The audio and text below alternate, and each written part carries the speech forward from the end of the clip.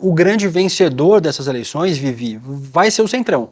E a gente vê, em todas as semanas a gente tem o agregador de pesquisa aqui com a Jordana e com o Jairo, que os partidos que lideram essas eleições são PSD, União Brasil, PP, partidos do Centrão.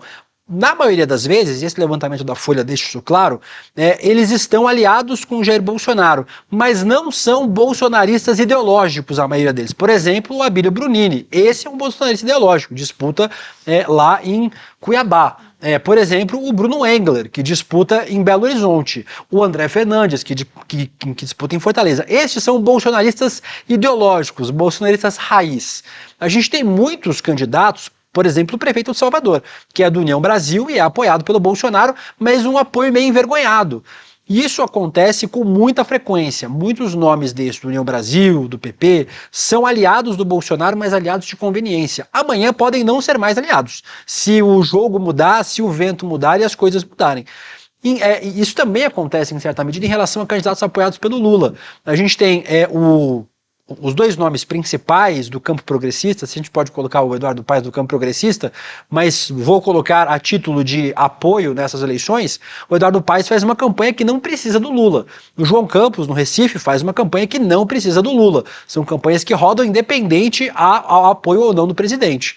Me parece, aí sim, já olhando para esse levantamento feito pela Folha, de que o apoio do Bolsonaro pesou mais em muitas cidades nesse primeiro turno, pelo menos são o que as pesquisas apontam para a gente.